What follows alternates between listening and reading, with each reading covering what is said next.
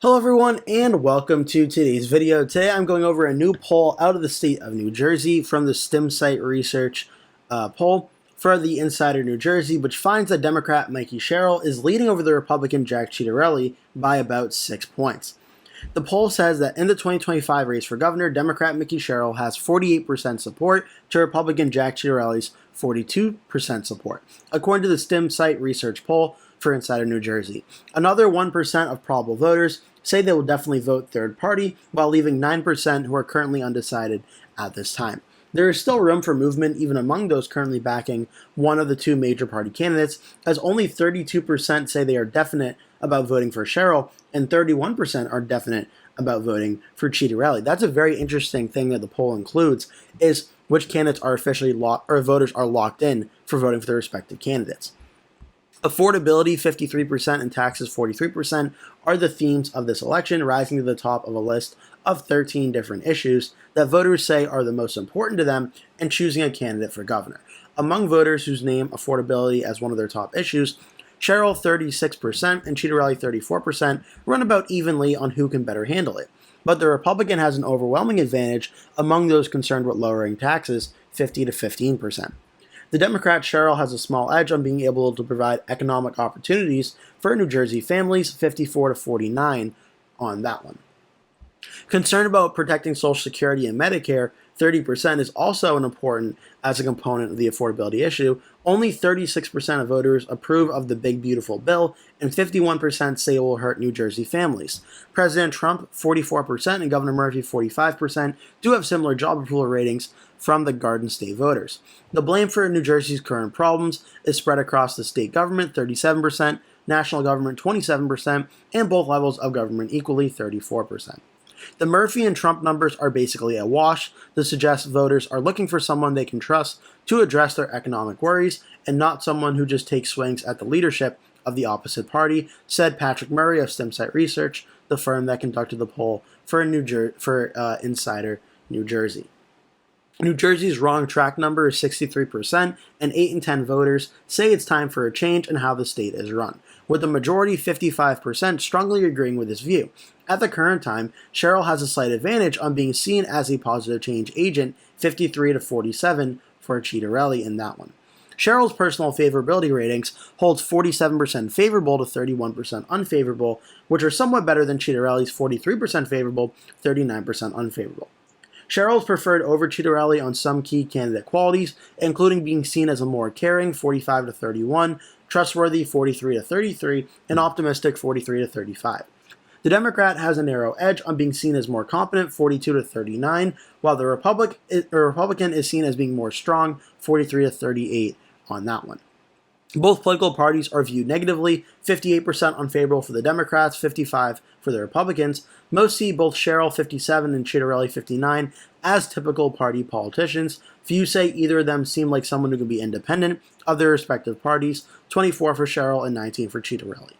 And just again, to be clear, the poll on conservative was sponsored by Insider New Jersey and conducted by StimSite Research between July 18th and 24th, with a sample of 1,108 probable voters in the 2025 New Jersey general election.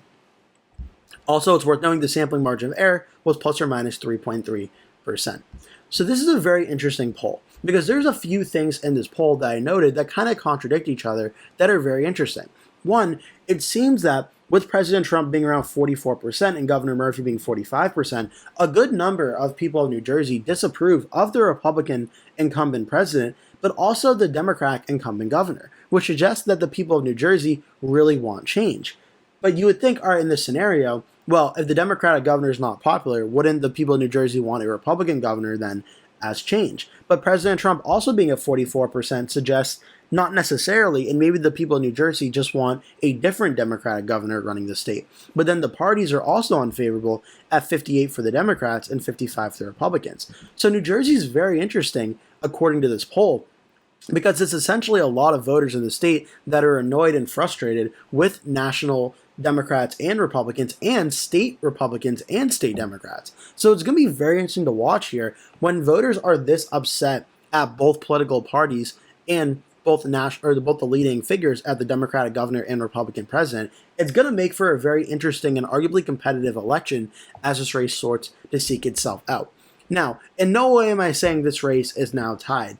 As this poll shows, Jack Ciattarelli is trailing to Mikie Sherrill in this race about 8 points or 6 points or so. When we go down here to the polling, it shows that Sherrill has 48%, Ciattarelli 42%, with 9% currently undecided. That's about a 6-point margin of victory in that race. Now, the presidential race in 2024, you may remember, in the election was a lot closer than expected. Kamala Harris only won against Donald Trump by 5.9%, and Harris getting 51.79%, Trump getting 45.9%. When you look at the actual margin in this race right now, that 6-point lead for Sherrill versus Ciattarelli, 48 and 42% are different, but the margin of victory for Sherrill over Ciattarelli in this poll is not any different than the presidential race, which ended up being a 6-point win for the Democrats over the Republicans. The main question for this race is going to be, what does that 9% of respondents, of voters, end up doing? Because right now, I think it's pretty fair to say in this race, Mikie Sherrill starts out with the lead and is looking like she's more likely than not going to win this race, unless those undecided votes all decide to break for Jack Ciattarelli. Now, this is going to be a very tough task for Ciattarelli in this race because back in 2021, you may remember Jack Ciattarelli ran a very close competitive election in the state of New Jersey against Phil Murphy, only losing by 3.2%. But it has to be worth noting, this was an election that was after, or was in part of Biden's first term. And Biden's approval rating started to fall a few weeks before this election took place, and there was a lot of anti-Democrat sentiment happening. The way it usually happens is these governor's elections in New Jersey and Virginia in the off-year election, the first off-year election after the presidential race, is usually a referendum on the president and goes for the opposite party. So this race, based on that precedent, should be going for the Democrats over the Republicans.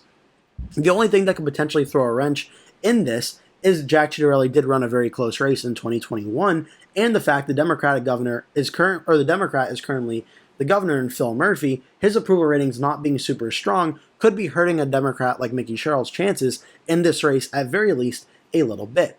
But it shows a 6-point lead for Sherrill over Ciattarelli that would be a likely Democratic lead, and one that Mikie Sherrill going into Election Day would probably be able to hold on to. Now, it is worth noting, we're going to pull up the polling here from 2021, because these polls were also pretty competitive heading into this race, but it did show the Democrat winning. Just to show you in these polls for this race for Phil Murphy versus Jack Ciattarelli, Ciattarelli didn't break more than 44% in these polls leading into Election Day. And just to give you an idea right now, I'm recording this video around the beginning of August, approximately August 4th. The most recent poll at that time by Monmouth University, which if I'm not mistaken, I do believe the leading pollster for Monmouth University is now in charge of the STEM site research poll. Again, please, you can fact check me on that if I'm incorrect, but I do believe that is the case. That poll showed Phil Murphy leading over Jack Ciattarelli at the time, 52 to 36, with about 9% undecided. So Phil Murphy here had a very big lead in this race and looked like he was going to win this race in a relatively big blowout, not being really a competitive race. And then you see around September and August, something starts to shift here. Fabrizio Lee and Associates finds it about a 2-point race. Then you see Monmouth having it still 51-38, but then Emerson has it about a 6-point race in October. Monmouth goes down to an 11-point. Stockton, 9 points. Rugden and Eagleton, 8-point lead. And then Research Co. ends up being a 6-point race. Trafalgar, the Republican pollster, having it at a 4-point race for Murphy versus Ciattarelli. So even going into the election, it showed Phil Murphy leading over Ciattarelli in this race, and Ciattarelli not being able to break 44%. But then the actual election results end up being a lot closer than that. Phil Murphy getting 51.22%, Jack Ciattarelli getting 48%. So this is plus 6.1%.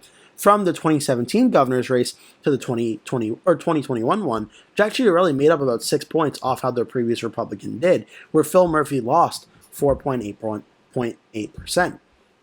But the question is going to be, how does the 2025 environment end up working? Does Jack Ciattarelli see the progress he made in 2021 come up again in 2025, or in a different election environment with a Republican as president, do the Democrats and Mikie Sherrill end up expanding on that margin of victory and end up winning? Because right now, a 6-point margin of victory would be about a 3-point improvement for what Phil Murphy had in 2021 against Jack Ciattarelli.